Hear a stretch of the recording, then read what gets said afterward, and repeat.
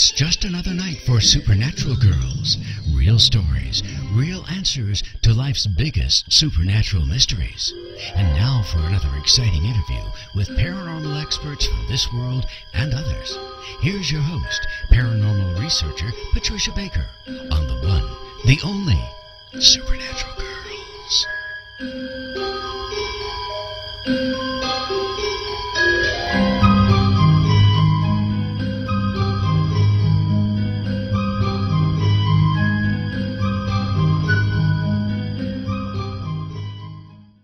Welcome, everyone, to another very exciting show on Supernatural Girls Radio. We are here and ready to go. Where do you hear what we have going on tonight? You will not believe it.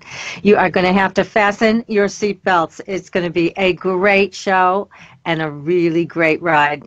PK, welcome. How are you? Absolutely fabulous today. I can't wait to get into talking with Chris tonight. I know it. Chris Moon is our guest. He is the author of a book called Ghost Box, and he's the only one in the world that has this particular ghost box. And we're going to get into all the particulars with him very shortly. But first, you being a great numerologist, Patricia Kirkman at patriciakirkman.com. I just want to mention that in case anybody needs to have a reading, because we got all kinds of stuff going on in the world today. We got people saying it's the end of the world in a couple days, right? What, the 23rd? What is up with that?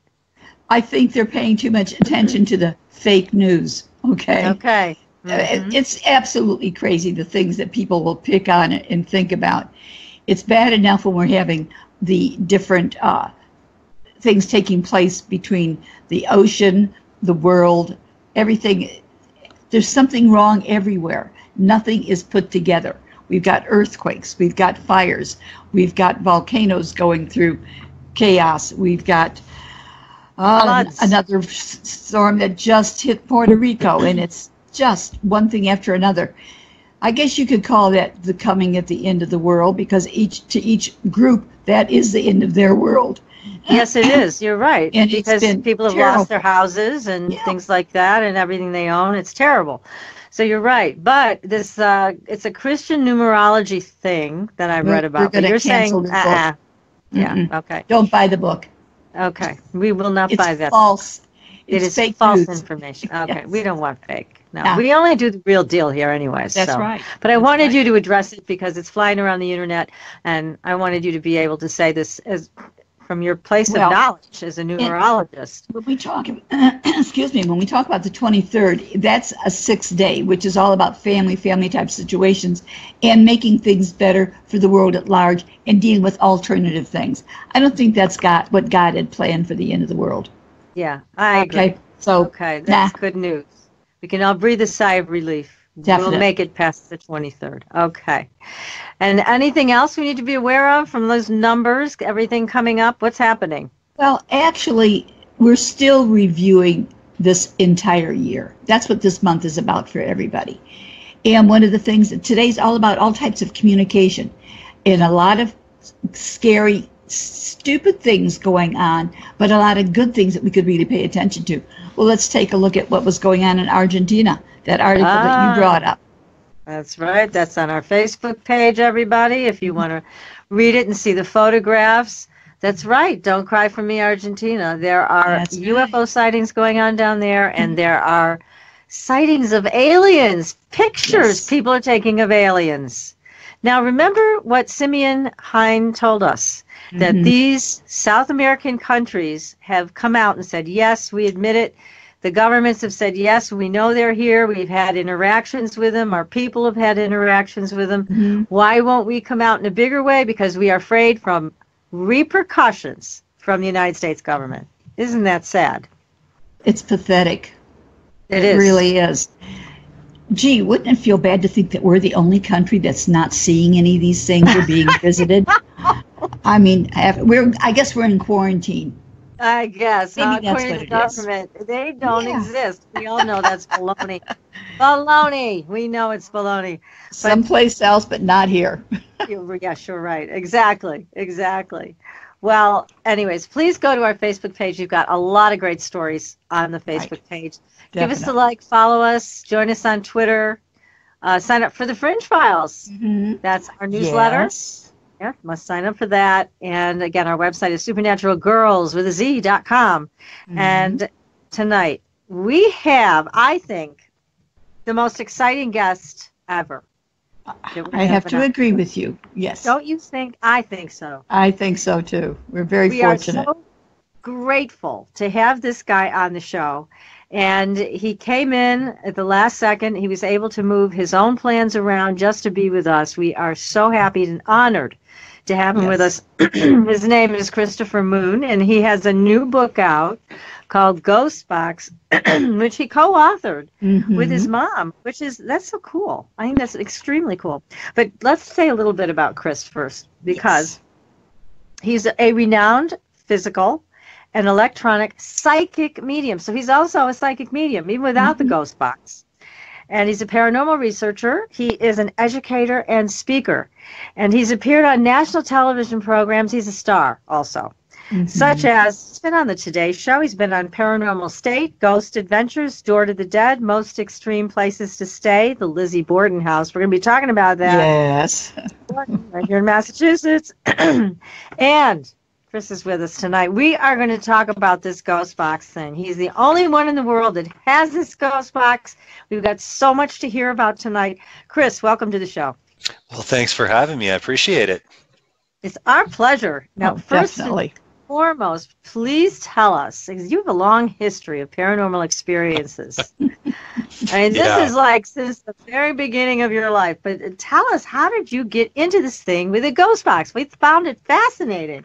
Yeah, it's crazy. I'll give you the Reader's Digest version because I could go on for about 3 hours about the story, how it all came to be. But yeah, I had my first experience at 7 years old, and my father was a skeptic. And when I told him that I saw a ghost in my room, he basically told me the only ghost was the Holy Ghost. And I spent the majority of my life trying to prove to him that wasn't the case. So became an amateur paranormal investigator when I was about 7, and had a Polaroid camera and a Radio Shack tape recorder, and used to go around and try to prove to him these things were real. And lo and behold, he convinced me that I was crazy, and I decided nice. Yeah, exactly. Love. Of course.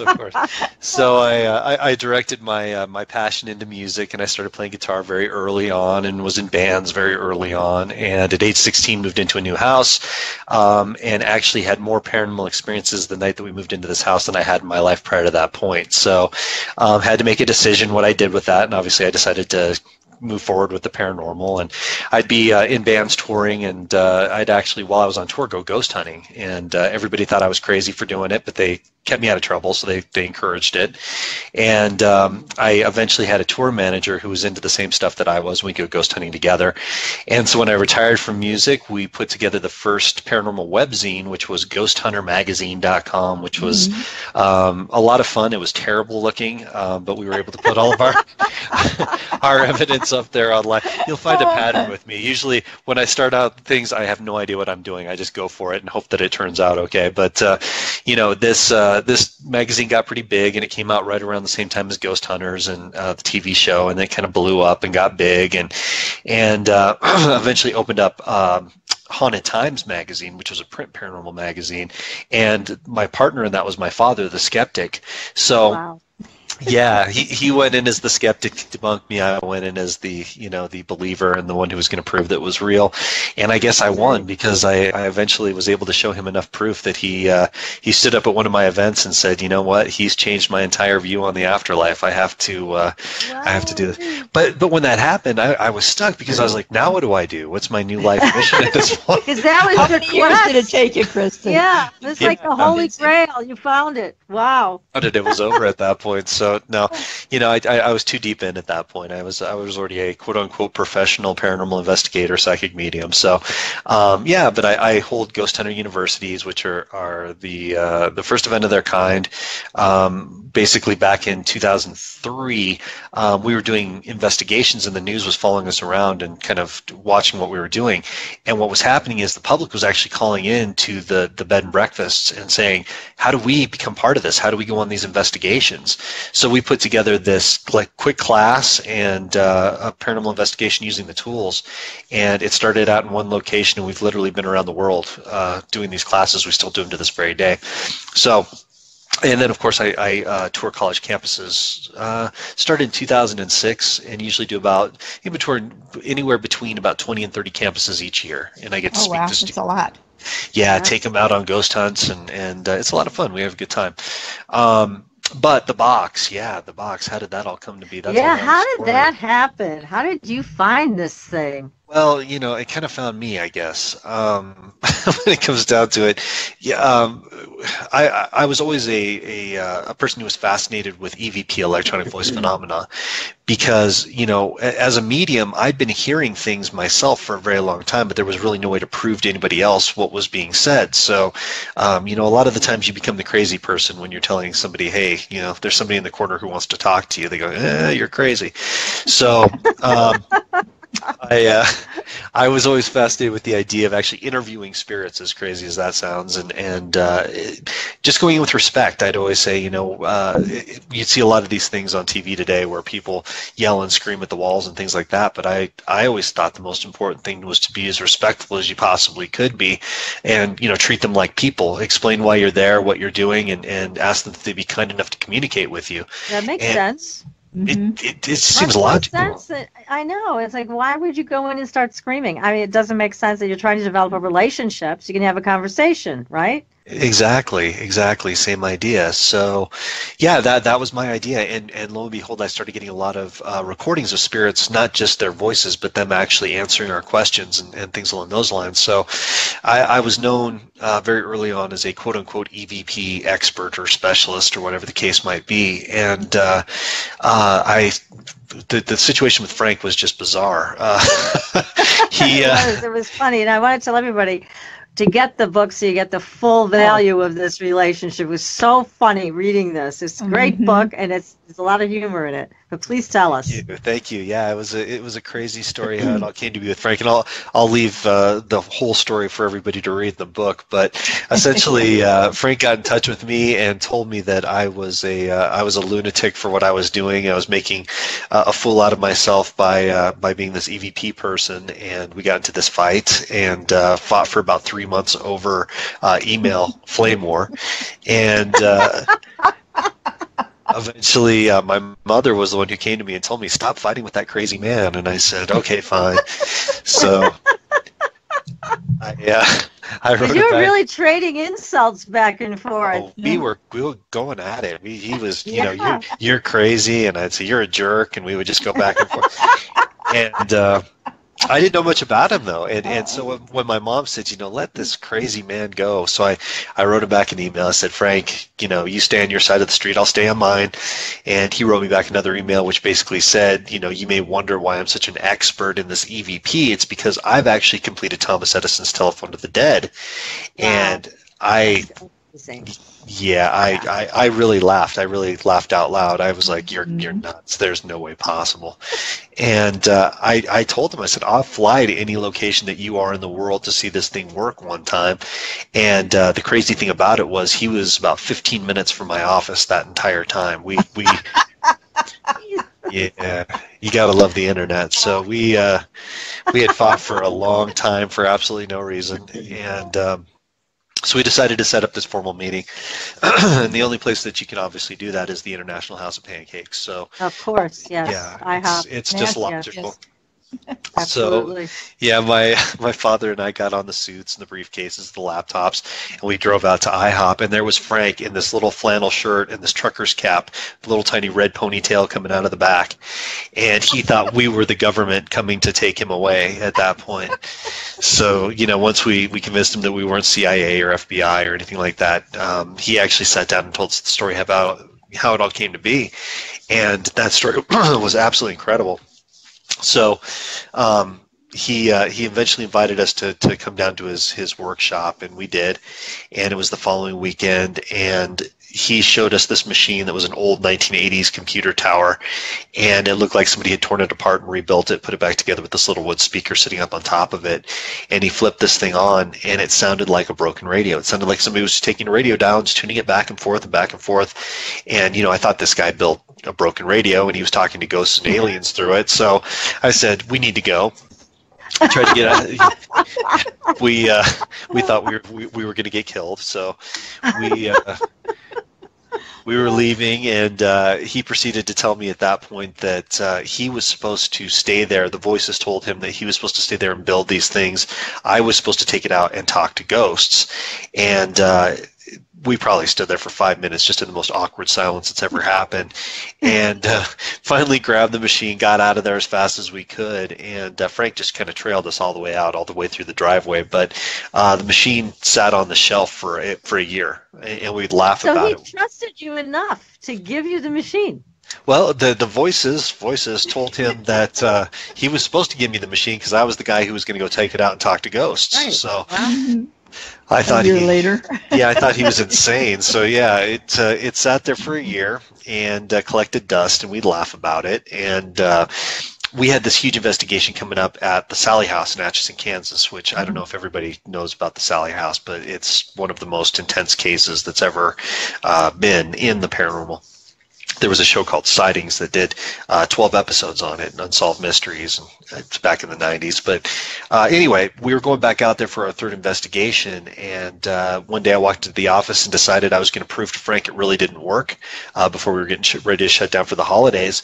And I recorded an entire day of recordings off of this machine, and I went back and listened to the recordings, and as I'm listening to it, I'm thinking about the case, and all I hear is broken radio. And all of a sudden it says, as I'm shutting it down, it says, your trip to Atchison. And I'm sitting in Denver, Colorado at this point, which is a pretty big city. And I'm thinking Atchison, Kansas is a little tiny speck on the map. And what's the probability of a radio fragment that comes through and says your trip to Atchison at that point? So I rewound it and listened to it again and again. It said your trip to Atchison, and pretty soon I'm like, Mom, she comes running. And so she listens to the recordings that I'm getting, and she's hearing things that I'm hearing. She's pretty amazed by it. But then all of a sudden one thing comes through and it says ice boat, just 2 words, ice boat. And nobody had known, as long as I could remember, she'd been having a waking nightmare about being on the Titanic and drowning and trying to hold up these 2 children as she was drowning so that they wouldn't drown. And it really resonated with her. And we looked at each other and said, yeah, there's something to this. So long story short, we were driving out to Atchison, Kansas a few days later, and we were supposed to go it was early morning. We were supposed to get there during the daytime because you never want to go in this place at night with very few people. You want to make sure you have a huge team. It's a pretty scary place. And we had car trouble that day and ended up getting there at dusk. So when we got to the place, it was starting to get dark. My mom was not moving. She stayed firmly planted there. But my father and I actually took the machine up into the nursery and got it up into the nursery, turned it on, started making the broken radio sounds. And I realized nobody had ever used this to communicate with spirits before, if it even really worked. So I started rambling like a lunatic. I'm like, oh, if there's any ghosts here, please speak through this box that Frank built. It's good. Thank you. I'm going on and on. And my dad is just sitting there shaking his head, looking like, oh, you idiot.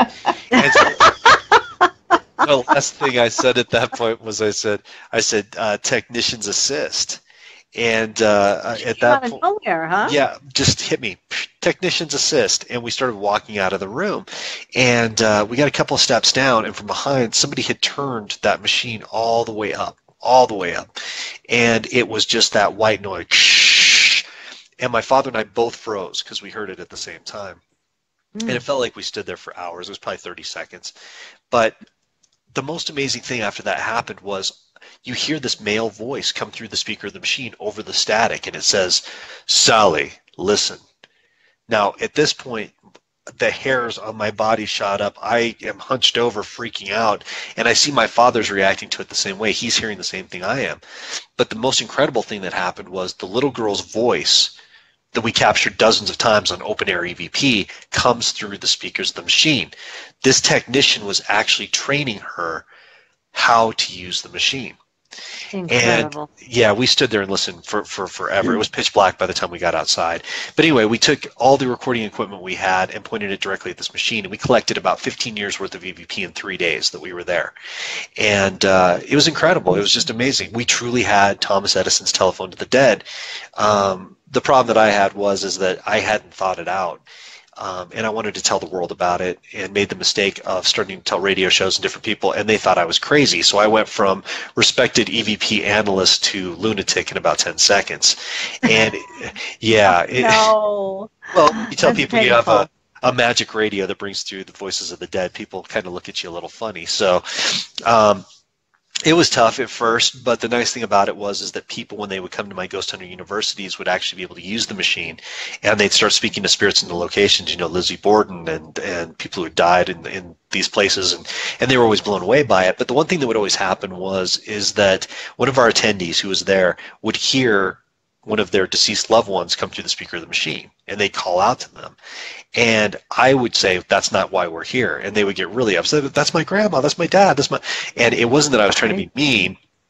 It's just that I didn't think that that's what the machine was supposed to be used for. I thought it was supposed to be used for solving crimes, working on these cases, you know, realizing what had happened in these things. So long story short, I was harassed by mediums through the years, and they basically said, you need to start using the machine to do readings for people because this is the greatest connection they could have. And I wasn't interested in doing it. I just didn't think that that was the right way to go, because psychic mediums had such a bad stigma throughout the years. You know, we go back to the early spiritualism and the fake seances and things like that. I was very much in the closet about it because I didn't want people to look at me in that light. So I kind of kept it to myself for the most part.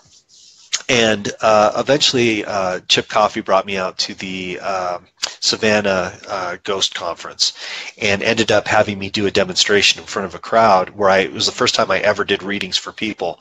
And every single person who came to this conference got up in front of a microphone and was able to hear their loved one's voice come through the speakers of this machine through the PAs.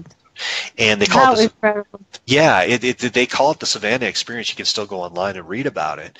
It was amazing. But when it was over with, I was drained. I felt terrible. And Chip came up to me and was basically like, "You ready to start doing these readings for people?" And I said, "Absolutely not. Don't want to do it." And ended up kind of getting me to do it again at another conference in Colorado at the Stanley Hotel. And I was doing it for charity, where people were getting up and getting raffle tickets to come up and speak with their loved ones. And just one thing led to another, and it's kind of a long story, but I'd been working with a very specific spirit technician for a long time. I knew his name. He had told me the circumstances of his passing here on Earth, all sorts of different things, and I never talked to anybody else about it because I thought, who would really care? But the amazing thing was, I was doing these readings, and this one woman got a raffle ticket. She came forward, she sat down in front of me, we started talking back and forth, and all of a sudden I looked at her and I said, "Is your son's name?" And I told her the name, and she went, "Oh," and I went, "Oh," and we realized at this point that her son had literally brought us together at that point. And I think that was the moment the reality hit me of how important this really was. And I said, I need to start doing readings for people. So I did my very first private reading the next day, and I've literally done thousands of private readings all around the world, and it's been incredible. So not only do we use it for paranormal investigations, but we use it for private readings and group readings and things like that. And it's really incredible. And I know we talked. Do you find it rewarding to be able to connect people with people who have passed? I mean, doesn't it give you a good feeling inside? Oh, yeah. I mean, yeah. There's nothing better. There's absolutely nothing better. I don't use the machine for myself ever. So I live vicariously through everybody else's readings, through their connections and the things that happen. And there still to this day, I've never seen anything more amazing or earth-shattering than when you lose someone on this side and you don't think you're ever going to hear that voice again until you cross. It's gone. That's it. And then all of a sudden that name comes through, or that voice comes through the speakers of the machine, the laugh, whatever it is. It changes people. I just did a reading last night for a lady, and I could tell when we were there that, and it's good to be skeptical, don't get me wrong. I'm a skeptic to a certain degree. But I could tell she was kind of like, yeah, this is cool, but I'm not sure. Maybe, maybe not. And then she asked for she asked for her father to come through, and he came through right in his own voice. And I mean, her face went white, the eyes opened up. She goes, that was him. That was actually his voice. And it was incredible to see her suddenly just fall into the session. She actually became part of it at that moment. And that's usually the way it goes. But that's incredible. It's so wonderful for so many people that you're able to help have this experience. That's great. Are they able to share information besides just hearing the voice of some type of information? It's, well, like my husband died at 37. And, is there, was there a message that I should have learned? Did I learn something? Have I not? Is there that kind of a connection? Yeah, absolutely. The thing I tell people when they go into a reading, and it sounds funny when I first say it, and I can see how it can be misconstrued. I say that before I even get into it. But I tell people, when you go into these sessions, try to think about that person, concentrate on them, tell them, you don't have to say it out loud, just in your mind say, hey, I really want to talk to you, I want to connect with you, because that's the first way that you'll connect. And then I also tell people, when you go into the session, treat it like a phone call. Imagine that this device that we're holding, this box, is a speakerphone. And when we turn this thing on, it's a very long distance connection, but if you treat it as a phone call, you'll get their voice to come through. The best results that ever happen are when people go into it and they say, hi, how are you? Whatever they would normally say on the phone, that's when they'll get that confirmation right then and there. And the people who have trouble with it are the very skeptical people. And when they go in and they have a list of 30 questions, the qualifying questions that they go into, Spirit doesn't care about that. They do not care about the questions that you have. They have something that they want to tell you. So it's funny because my sessions are 20 minutes when I do them. And you'll see these skeptical people who come in for the first 18 minutes and they fight the entire way, and they're ignoring everything that comes through. And then all of a sudden they'll hear that voice and they'll go, oh, wait, that was them. And I'll say, yeah, and we have 2 minutes left now. Yeah. Oh my gosh. Their time you wasted because you wanted to be so hard on the situation. And that's the thing. So when you go into it with that open mind, when you go into it with just saying, hi, how are you doing, are you okay, and they let them talk to you, they will give you information about things that have happened during their lifetime, where they are now, the things that they've learned, how they've grown, the things that they see for you and what they've watched over time. It's, you can get a lot of information then. Oh yeah. A lot. Yeah, it's funny because people see the 20 minutes, they go, 20 minutes, that's all? I said, 20 minutes it will change your entire life, I guarantee you. Yes. Because the majority of the time when you go in and you want to speak to one specific person, you'll have your whole family come through. You'll hear all their voices, and it becomes a family reunion. It's incredible. Gosh. Now, you ask for protection also with the people that you work with on your own spirit team, right? So that, because there are other entities that come through and they may try to trick you and tell you they're this and they're that and they're not. And so how does that work? How does your protection work? Well, I think everybody has a different way to protect themselves. I have my own methods as far as grounding goes that I do myself, which is just a visualization exercise where I see a beam of light basically coming down through the heavens, and it goes through the center of my head all the way through my body, goes down through my feet, and then actually roots me into the ground like a tree. And I always do that before I go into any kind of investigation or ghost box session, and then I always clear myself afterwards as well. I try to get rid of the energy that's on me, no matter if it's positive or negative. It's just never good to carry with you after that point. But I'm also very fortunate that with the box, I actually have my own team, which I call the technicians. And I have an interesting story I'd like to tell you about that too, actually. But the spirit technicians, they say they see things from the top of the mountain. So sometimes when I think that I'm dealing with something on a specific level, that human ego kicks in. It's just a natural thing. When you think you're dealing with a child, but it might be a demonic entity, that they will shut the device down if they feel that you're in danger. They'll actually drain the battery, or you'll watch the switch flip and it'll just turn it off right there. Amazing. So it's almost like having parents that are there to make sure that you're doing it the right way. Yeah. Good parents. Yeah. Good parents. But, I always thought it was the craziest thing. When I would say technician, why technicians? That just doesn't make sense to me, but it's the one thing that hit me that came through. Yeah, that one time at the very beginning. Now, just hold that thought, because we want to hear more, because we know you have a whole big story on the technicians, and we want more of that. But we are coming to the top of the hour, so we're going to have to take a very short commercial break. If you've got a question for Chris, you can type it in right in the chat room. We will offer it on your behalf. And that is www.irnchat.com, irnchat.com. And again, we are speaking with Christopher Moon tonight, and he is the author of a great book that you've got to run out and get. You will not be sorry you made this investment. There it is. Yes, it is called Ghost Box. Ghost Box, and it's fabulous. Both It is. PK and I loved it. It's funny, it's sad, it's touching, it's everything you want. So anyways, Ghost Box is the name of the book, and we will be right back. You're listening to Supernatural Girls Radio. Baker, I am here with my co-host, Patricia Kirkman, the famous PK. Oh, you and we sweet are talker, you. speaking. I don't know.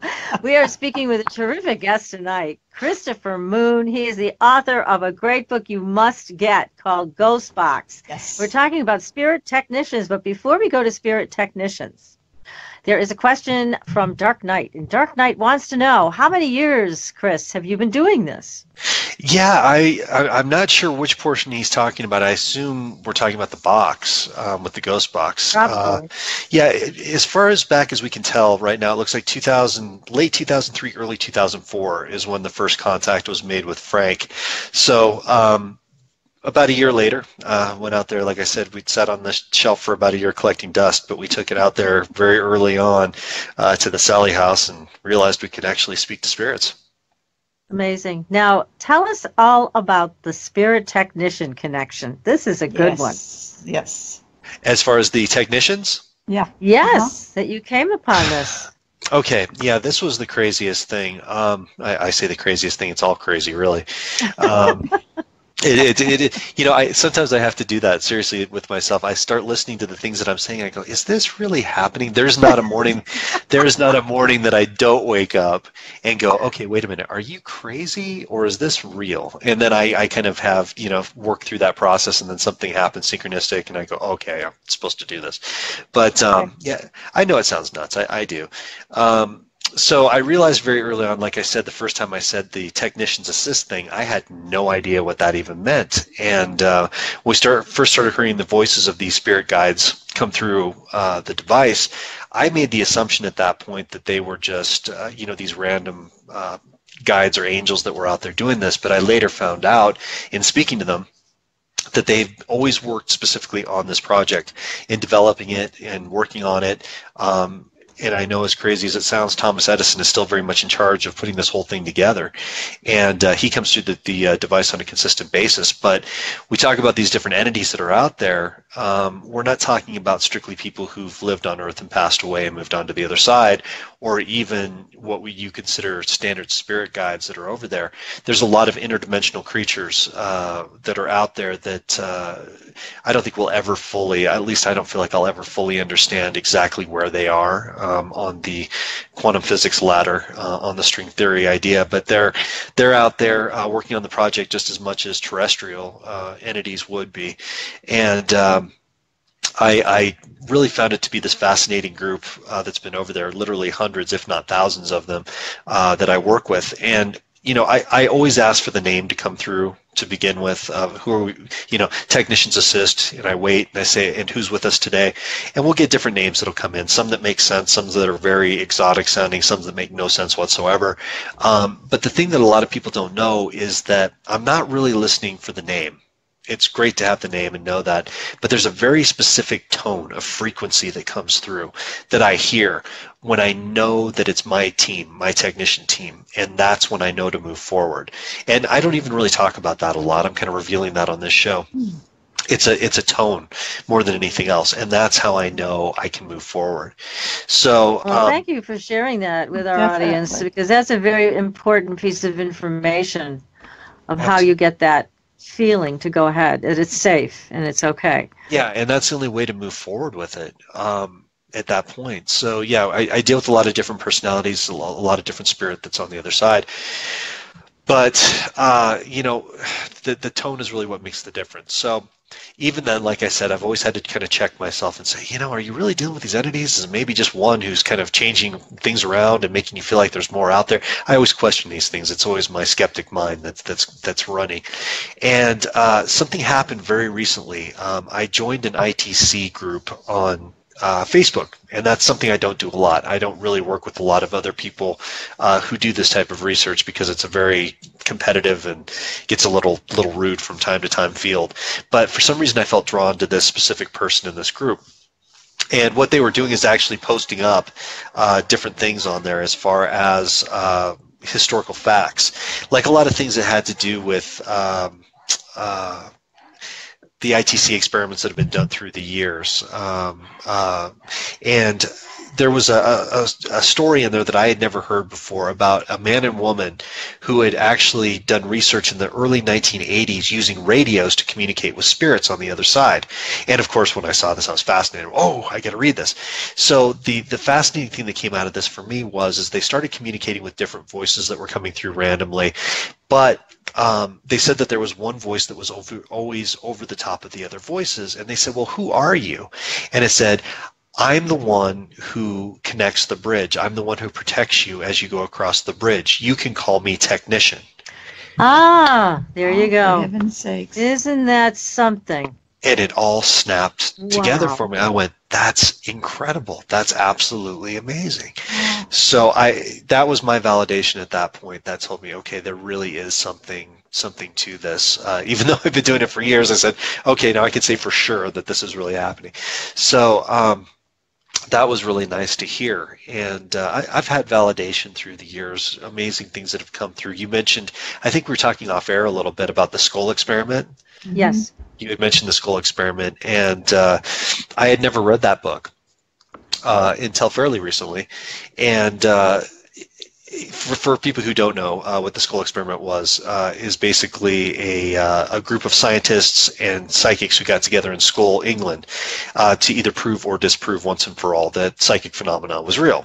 And that was the whole idea back behind it. And a lot of amazing things happened during that time. But one thing that was really significant was they were using 35 millimeter film, and it was in sealed containers. And when they would do their experiments, they would open these unsealed or completely sealed film canisters up, and they would open these things up and look at them, and there'd be all sorts of writings and drawings and amazing signatures and things on these film.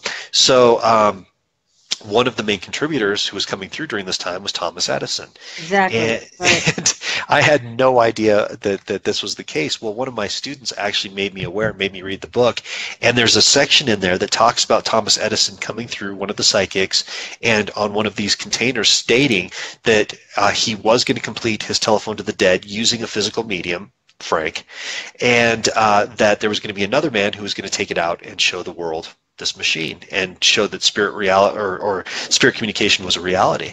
And I realized that's me. That's you.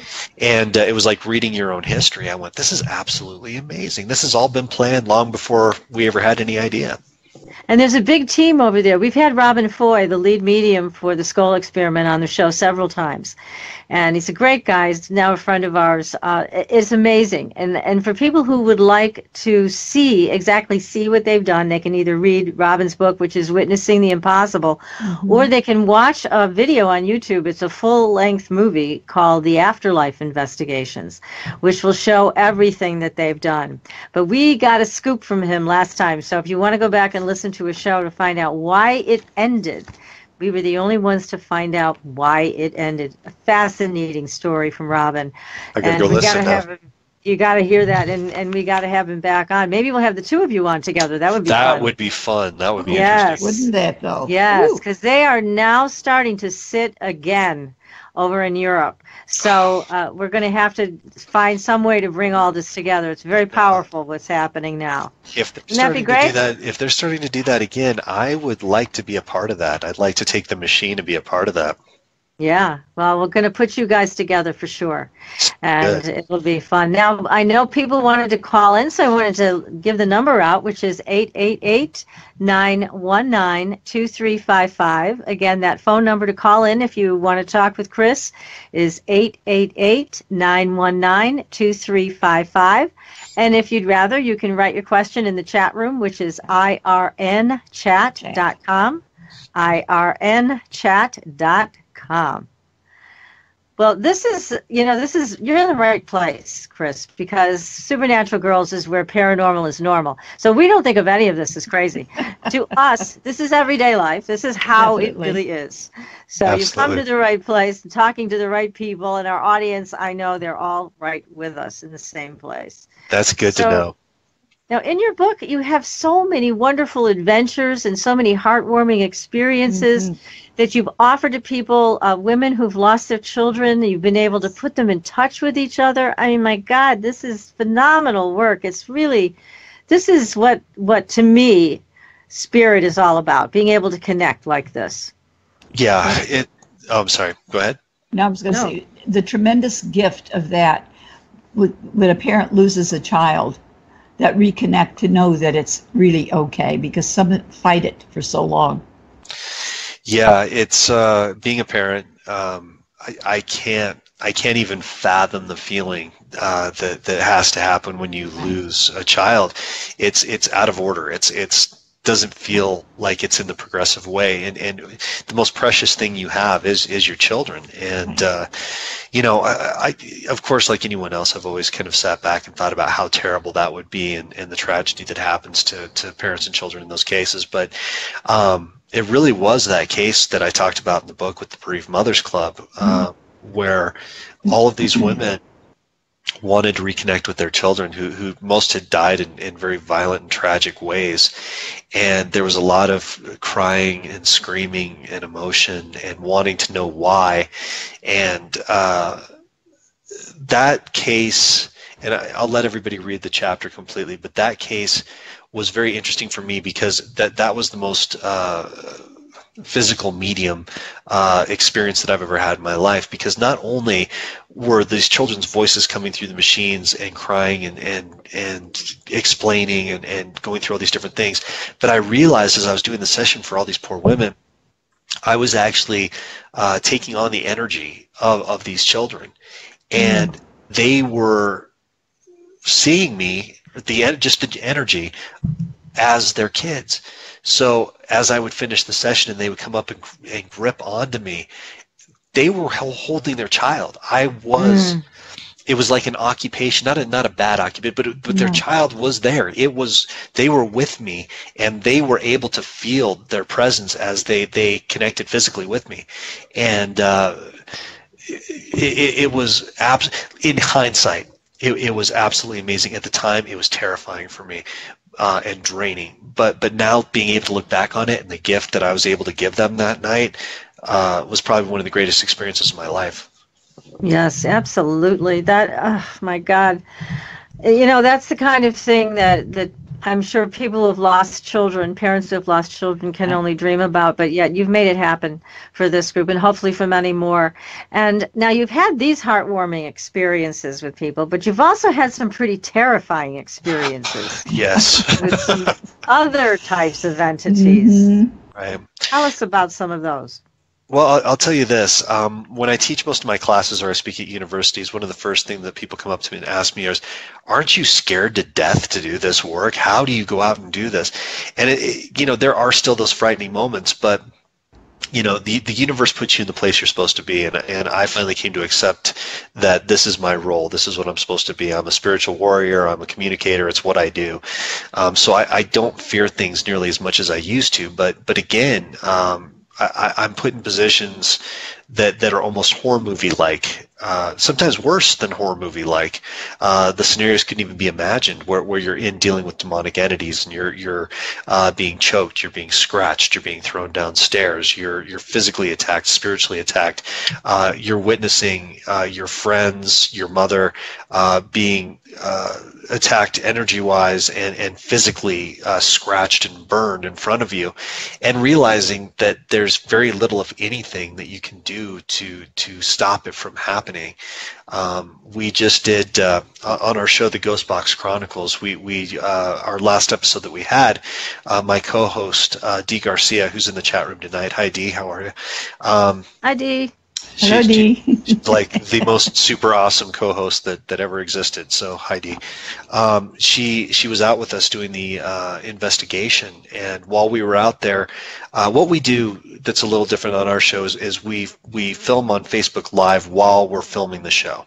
So we've got the high quality cameras, the high quality microphones and things like that, but we always try to do at least a segment of it on Facebook Live so nothing can be changed or altered or faked or anything along those lines. There's really a reality that goes back behind that. But anyway, this location in Ida Grove, Iowa that we were invited out to, we had no idea what we were getting into when we went out there, but it was a demonically charged location, and Dee was scratched several times on live on camera. And you realize as that's happening, there's nothing you can do to stop it. You can try to help them and pull the energy off after the fact, but when people are being hurt, you really have to wait for that energy to die down before there's anything you can do. Gosh. So when this happened to Dee and she was scratched, did you then remove her from the area so she could be safe again, or how did you handle that? Well, she's been an experiencer for most of her life, so she's not an amateur when it comes to it. She knows how to kind of handle herself in those situations and not show fear, because once you show fear or anger, that's really when things escalate very quickly. But we got her outside. I was able to kind of put my hand over the burn and the scratch and pull some of the negative energy off of it, and it stopped the pain or limited the pain that she was experiencing. So she was able to get through. Chris, Thank goodness. Do any of these entities, do they stay with you when you're leaving? Yeah, definitely. We you try to clear yourself. You do the best you can to ground, but you're always taking a chance when you go into these situations, and that's why I always advise people who get into paranormal investigation. You have to be cautious. It's not just watching a television show or reading one book that going out there and calling yourself an expert. It doesn't work that way. No, it doesn't. I always tell people, explore both sides. You want to make sure that you talk to as many people who've lived through these situations for many, many years.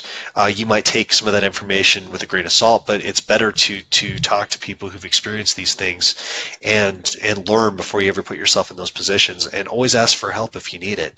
I still, to this day, if I don't understand something that I'm dealing with and I feel like I'm in over my head, I have a network of people that I can contact and ask for help. So you're never too far above it.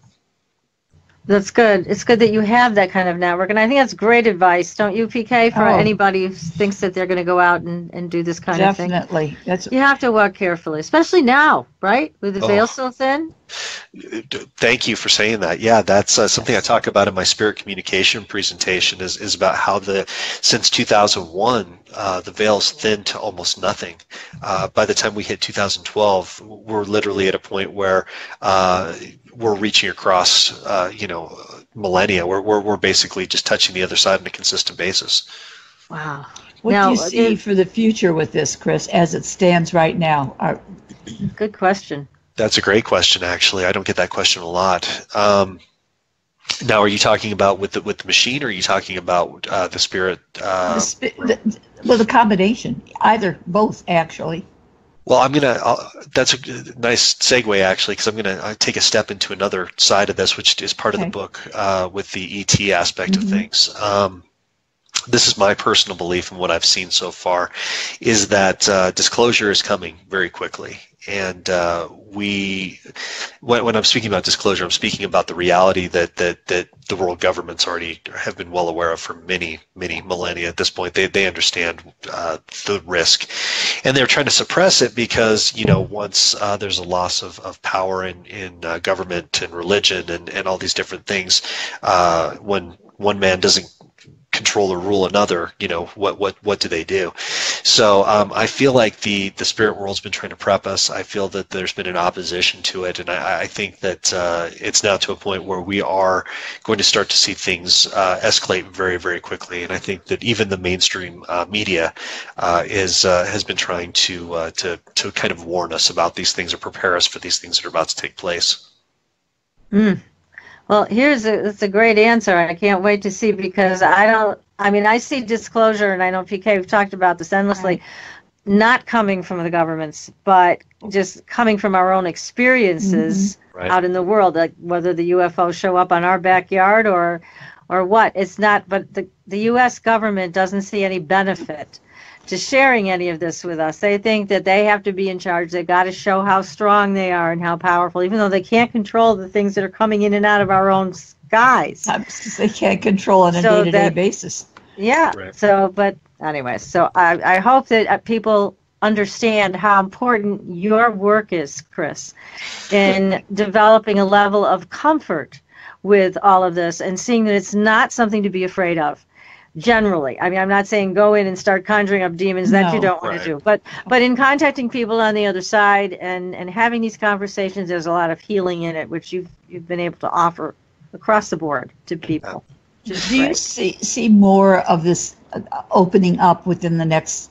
I'm asking only because of what I personally pick up within 2 to 5 years. That's right around the range. I always, since I've been very young, I've always seen the number 3. So, and in numerology, 2 years, that's it then. Yeah, and I think for the numerology aspect of this, I think PK, you can probably appreciate that. I found out that my master number is 33, and there's a very significant. I had no idea. Significant idea that goes back behind that, and that's right. I think that there's a lot of us that can be identified through numerology that are supposed to lead the way to show people what's coming and really prep people for what's coming. So it's, my path. I'll go back to what you're saying. Yes, I believe 2 to 3 years definitely is. We're going to see that disclosure aspect. But it's fascinating to me when I go back and look at how I kind of came into the point that I am right now, because if you would have told me when I was a teenager that one day I would be on your show as a quote-unquote paranormal expert / psychic medium who uses a magic radio to talk to dead people, and I'm going to tell everybody how the disclosure is going to take place, I would have looked at it and say, you are completely out of your mind. There's no way. But it's interesting because I see the progression and I see how it's worked, and I'll give you a quick crazy story. Do we have a minute? I don't want to. We have a quick minute. Okay, so I'll tell you that this is my fast path.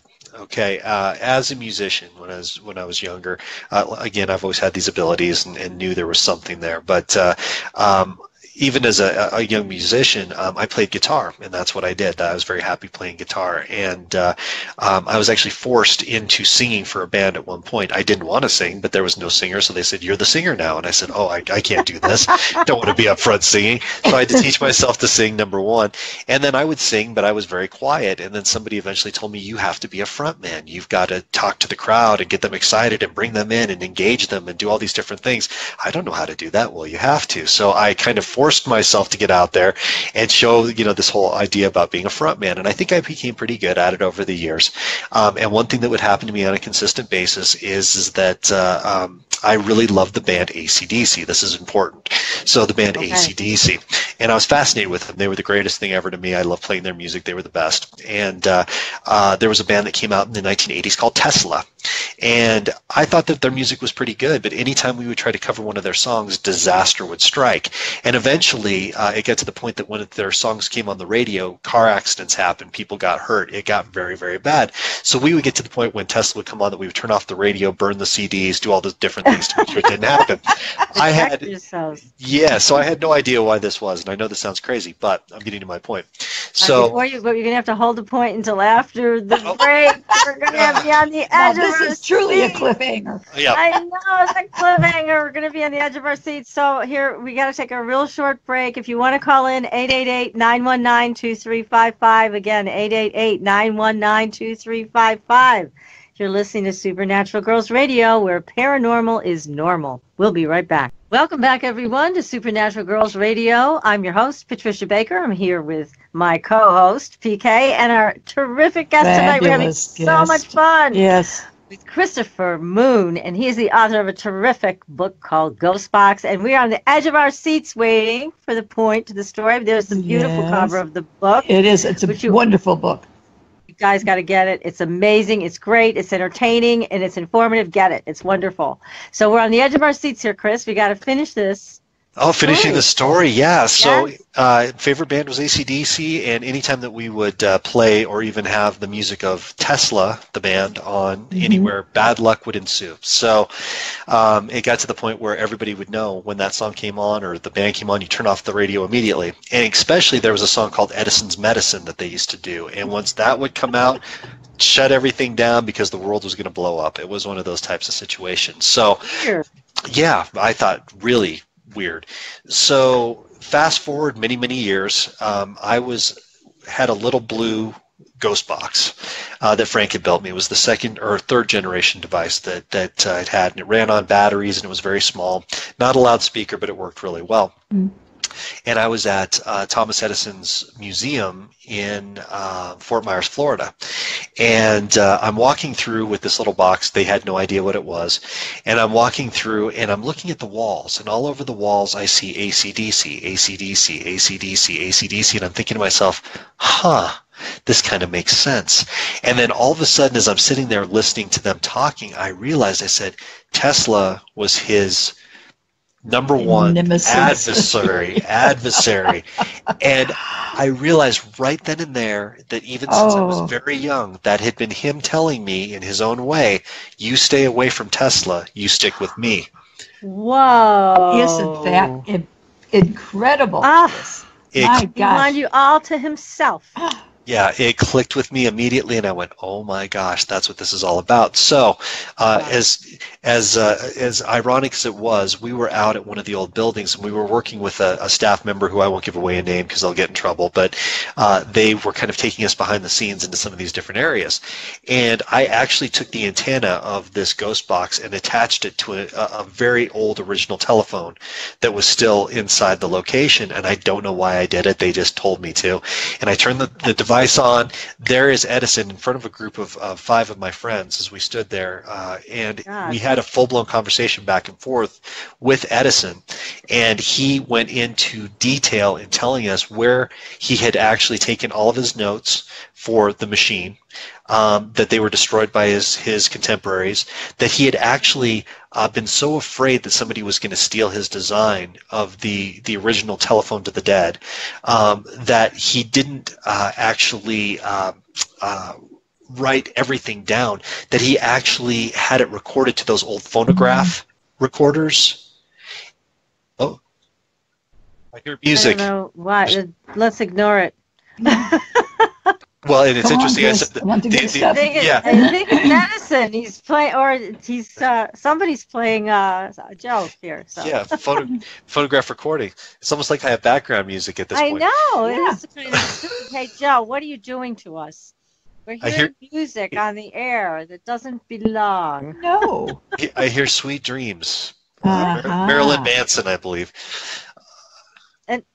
I'm right when I do hear that. Yes, I'm correct. That is what strange. in the world? Is your box on? The box is not on. There's no music or sound from my side. I'm telling you right now. Where's this coming from? Okay, it stopped. All right. So he said that he had actually recorded everything with his voice onto a phonograph recorder, phonograph cylinder, and then he told us where the cylinder was hidden inside one of his houses inside the place. And I turned to the guide, and her face was stark white. She goes, "Oh my God, I know exactly where that is." So here's the conspiracy theory aspect of it. She was going to go in and actually get to this old part of the museum nobody could get to anymore, and open the closet, open up the secret compartment he told us about to see if it was still there, and she was let go before she could go and see it. You're kidding. So somebody knew, somebody overheard. Yeah. Somebody was listening in. Yeah, absolutely. Oh, well, they're watching you. There's no doubt about it.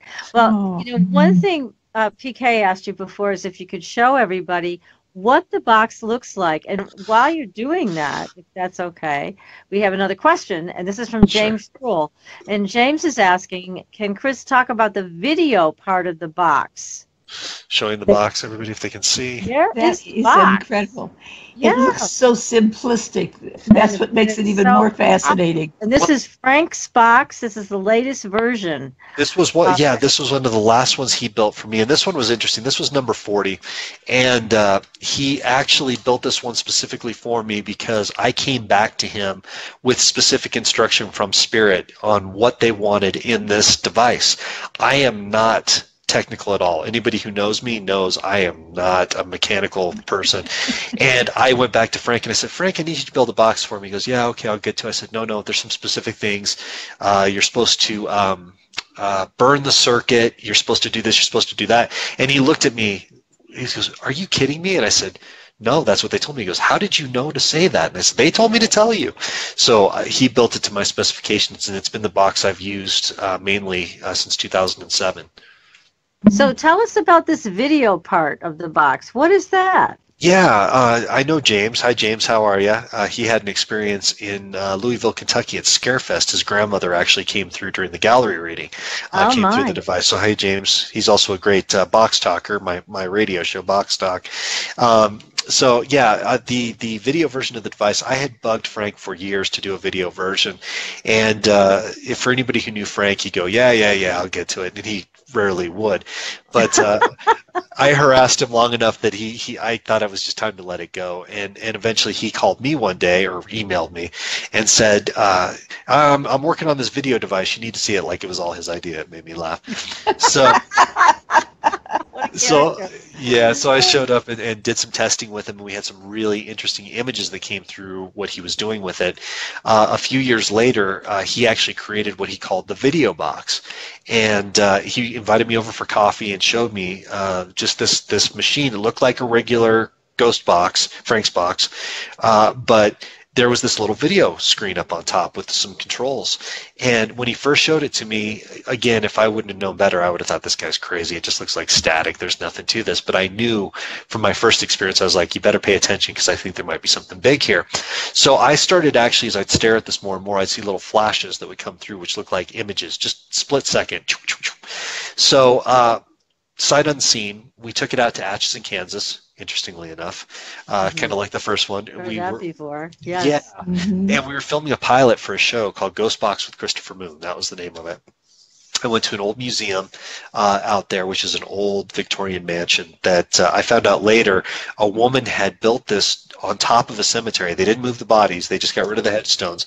And she built the house on top of it because she thought it was the best view in town. And that was the reason she did it. That's smart. Oh, yeah, of course. So then when she passed away, things got interesting. So we were in there talking and trying to figure out exactly who was there. And it was the woman who came through audio-wise on the device and said that she was the one who spoke for everyone who was there. And then they directed me through voice to actually flip switches on the device. And as I did this, they were filming the entire time just on this little screen. And I saw a flash that came through, and I saw the image in my head, and it imprinted itself. I could see it clearly. And once that was in my head, I just said, okay, I know that there's something there. So the director went back and went frame by frame through all of that footage. So you have to know that there's millions of these frames, and he went click, click, click, click, click. And eventually the point I said, flip, there's a face. It was there. And it was so distinct. It was this woman, and you can see she had her hair in a tight bun up on top, and all the way down through the detail in her face, and she had this really high Victorian collar and jewelry that was coming down in the very front. I thought, this is incredible. What an amazing picture, and it was. It's incredible. You can actually go back and see it. It's on my YouTube channel, which is Man is the Moon. But the thing that blew me away is I had not watched the demo reel that was before it, and he had actually been scanning through on his camera, taking pictures of the room, and he had gone over a portrait of this woman, and it was a spitting image of that woman in the portrait. So it told us right then and there, that's her. Incredible. Yeah, it was amazing. That is incredible. Well, let's talk a little bit, if you don't mind, about the technology here, because now you're down to number 40. Frank passed away, unfortunately, several years ago. So we better hope this box holds up, right? Yeah, that's something I've been talking about a lot lately. We're not sure who's going to be able to carry on with this. I started working after Frank passed away. For about a year, I didn't know where to go. These machines are very much just wood and electronics, and you really never know how long they're going to hold up.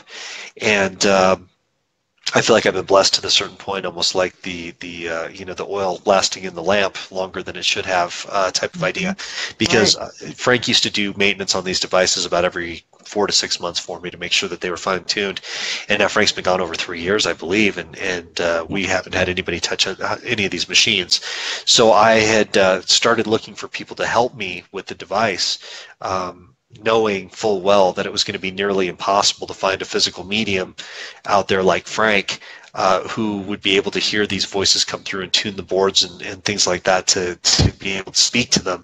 I started working with a man named Andre, who was somebody who followed Frank very closely and built things to his specifications.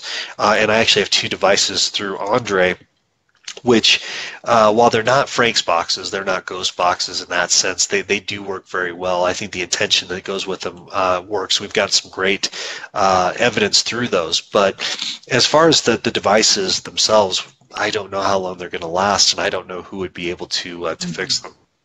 Yeah, that's really a question, huh? So you have your eye out for somebody that may be able to help you and has the same abilities that Frank had. Now, has Frank come through to talk to you? Yeah, Frank has come through. It was interesting because Frank was kind of, I think admittedly, you could ask his wife or anybody else, he was kind of a unique guy. I don't know what the word would be for him. Yeah, just unique. That's the best way to put it.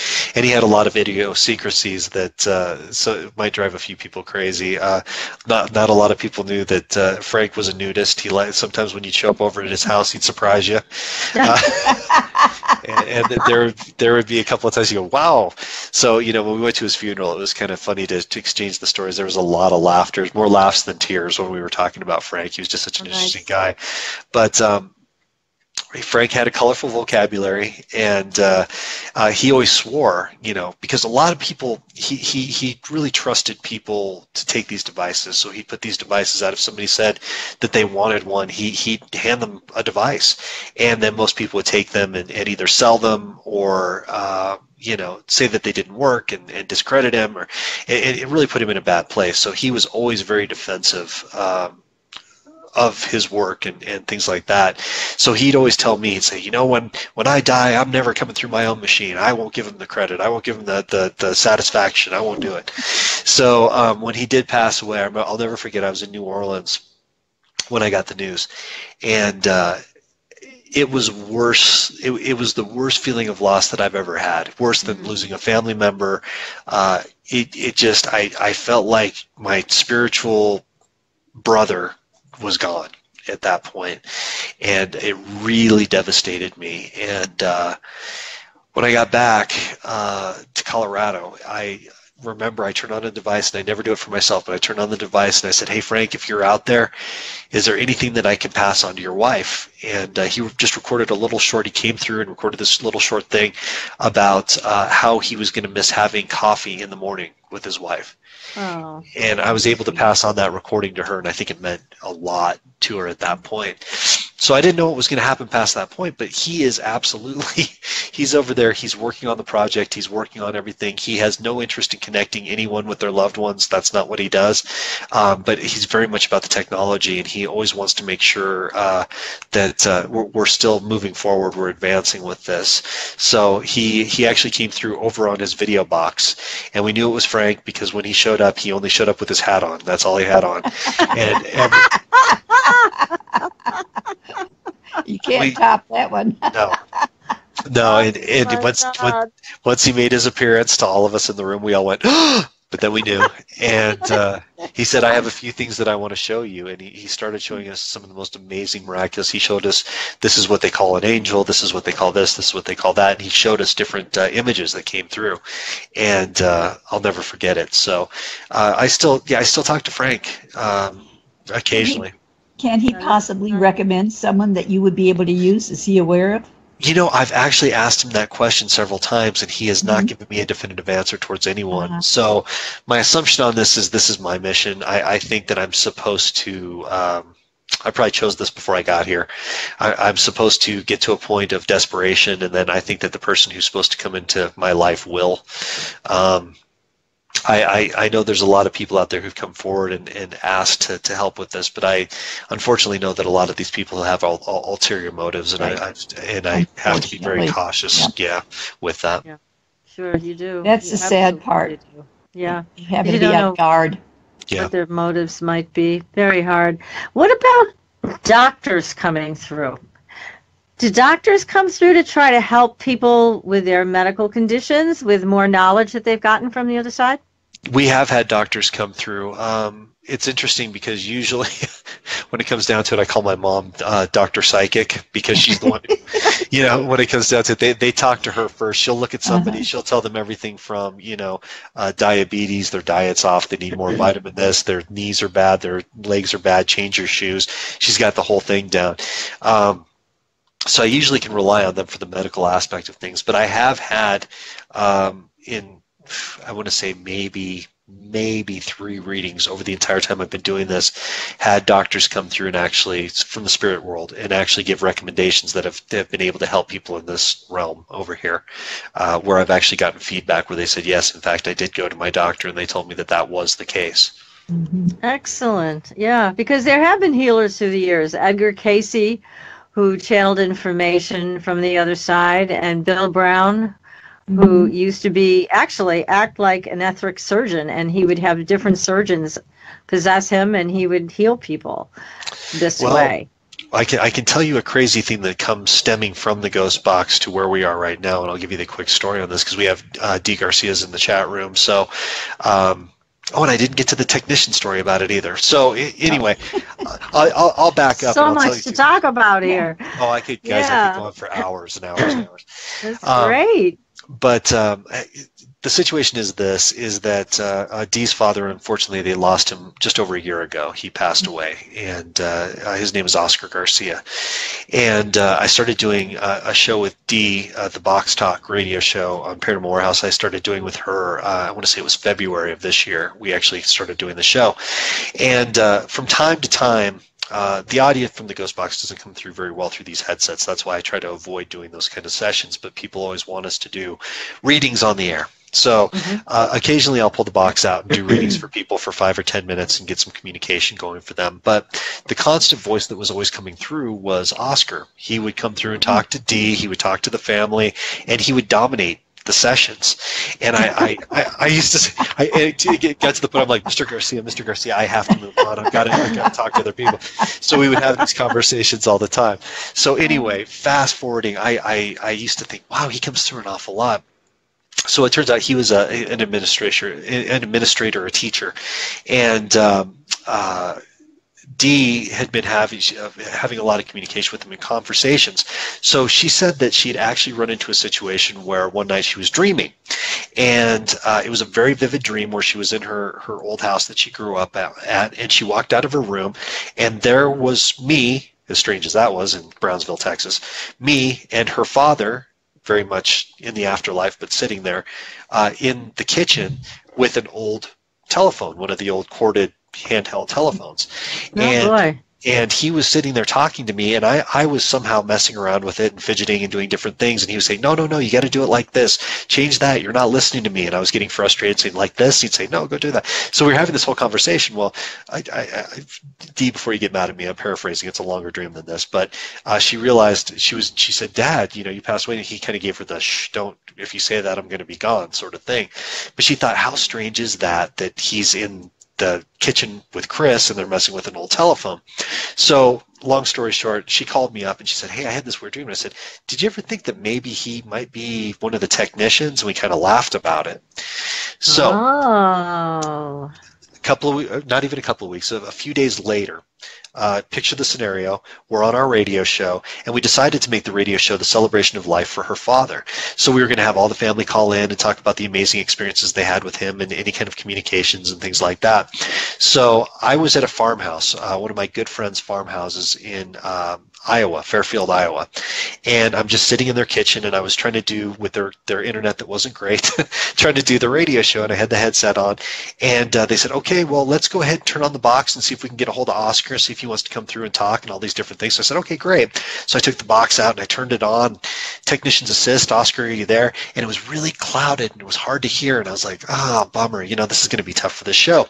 So all of a sudden, not through the box, but in my head, he basically said, you've got to plug it in, dummy. And I said, and I went, what? And I realize now I'm having this conversation with him on the air like we are right now.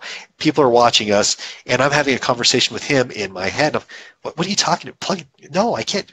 Okay. So I'll be right back, and I put the headset down, and I went over and got the plug, plugged it into the wall, plugged it in, set it down on my lap, turned it on, and it has a position on it. When it's plugged in, it has to sit at 0 for the sweep rate.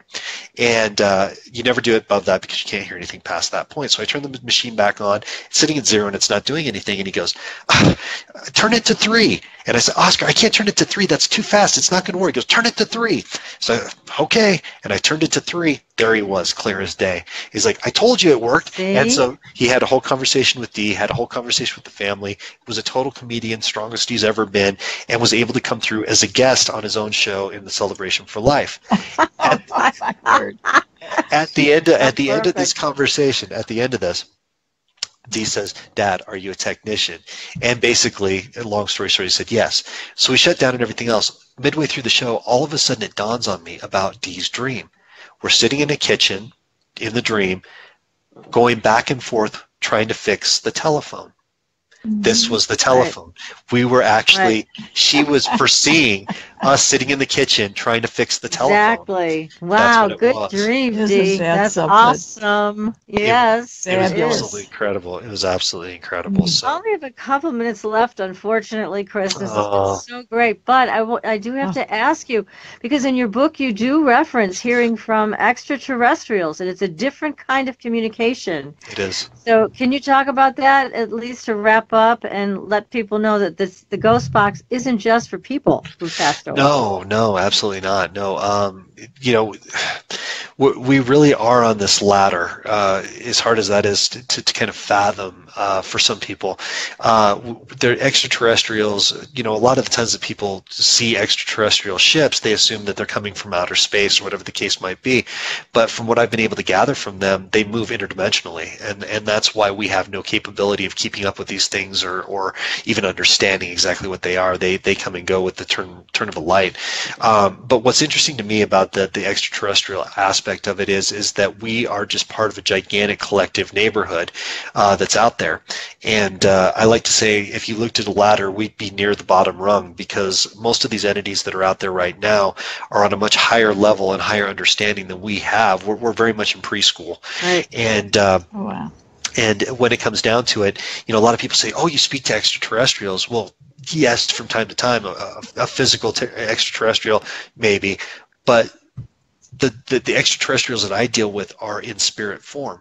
They go through the same dimensional doorways, the vortexes that human spirit goes through, and they're able to communicate the same way that the human spirit does. So we speak to these entities on a consistent basis, and the information that they give us is far more interesting than you could ever imagine. It's just a lot of warnings and a lot of ideas, which ties in. I know we only have a couple minutes. I can go on forever, but the shadow people aspect of things.